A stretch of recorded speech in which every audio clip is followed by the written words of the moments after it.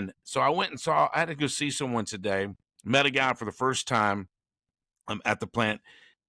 And we started talking about football, SEC football. He's a Missouri guy.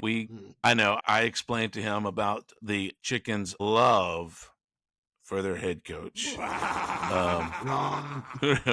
And anyway, he started, we start talking about different things, and he said something about Texas and, being in the, I said, yeah, they're in the SEC now. He goes, that's right, they are. And he goes, do you think the SEC will stop at 16?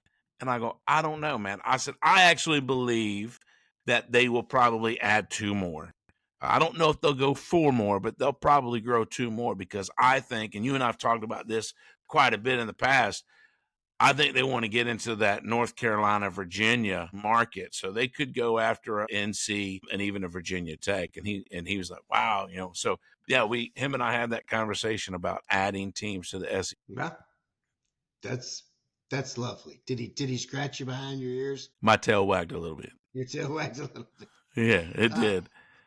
No, if you're going to talk continued build out of this conference, certainly Texas and Oklahoma gave us some solid cornerstones to continue that growth.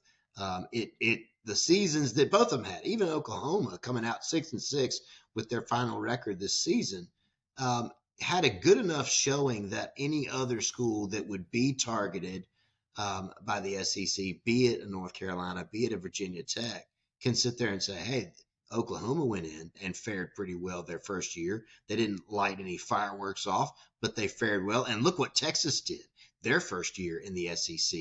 Oh, yeah. We think that with an invitation, we could go compete too. Yeah, they did. I don't know if this has, and I guess this is maybe some of the forecast show or not, but since we're talking about the addition of them to the SEC and who benefited from that, I think the SEC benefited from it, but I think Texas benefited from it as well, being in the SEC versus the Big 12. I think throughout the season, it prepared them to face hard, bigger schools, or harder teams, because it's not. You don't have a whole lot of warm-up games in the SEC as far as conference games. All your conference games are any given Saturday for the most part. The Mississippi State's this year, and, some of the other ones like Kentucky was not that great this year. So, except when they played Georgia, but we won't go there. But anyway, let me get real quick. So what I was going to say is, I think they benefited. The other thing I think they benefited from was, now, I know that this doesn't always mean anything, but they're the number 1 recruiting class coming in, out of 2025 recruits. Texas is. Does them going to the SEC, did that help that? And I say yes. Oh, absolutely. Even if it only helped Sark and his crew in the living rooms when they're making those closing pitches to these young men and their families of, we play in the Southeastern Conference. Not only are we Texas, but we play in the SEC, the premier college football conference in the country.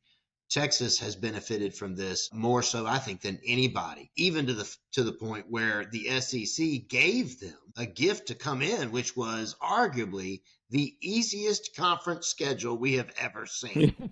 For sure. Coming into this particular schedule, okay, your first rip in the SEC is Mississippi State, followed by Oklahoma, which it's not like Texas is surprised. They've been recruiting against Oklahoma their entire lives. So these two teams know what the other has. And Texas certainly knew, I think we're going to be okay. Okay. Vanderbilt, Florida's not on their best right now. Arkansas, Kentucky is typically competitive, but not competitive enough to consider if you're Texas. The only 2 games that are really on your schedule going into next season are Georgia and Texas A&M. Georgia, because right now in the modern era of college football, Georgia is Georgia, and that means something. Texas A&M is not only your rival, but they've been competitive in the Southeastern Conference. They've been one of those schools that you talk about going into every season. So those are your only 2 games of note on your entire conference schedule. And then you throw in Colorado State, Texas San Antonio, and Louisiana Monroe. Give me a break. I'll give you a push on Michigan and the value of that opponent. They were coming off of a championship season, so there's that.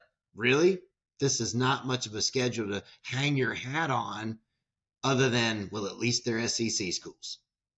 Yeah, they're SEC school. They must because Texas was the highest revenue school out of all of college football as far as media rights and stuff like that. Their program generated more money than even Alabama did. And part of it is because ESPN had their own Longhorn network, right? And so coming in, so the SEC wanted that money. They wanted that notoriety, all that stuff that went with it.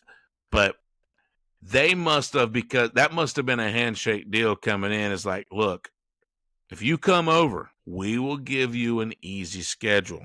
Kind of like what happened in the NBA this year with the trade for Luka. That is the most ridiculous. I know we're not an NBA show, but that's one of the most ridiculous trades ever in the history of NBA. And it made absolutely no sense. LeBron must have done something. And then next thing you know, the Dallas Mavericks had a 1% chance of getting the number 1 draft pick. And what did they get? The number 1 draft pick.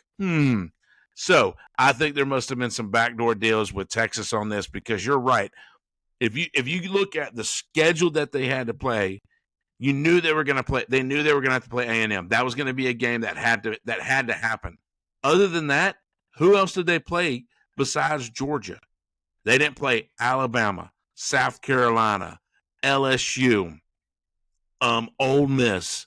They didn't play any of the 4 or 5 teams that are big, the big boys besides Georgia. They did. They had a cupcake schedule, and they have a cupcake schedule again this year. But hopefully, welcome to the SEC. You got beat by Georgia twice.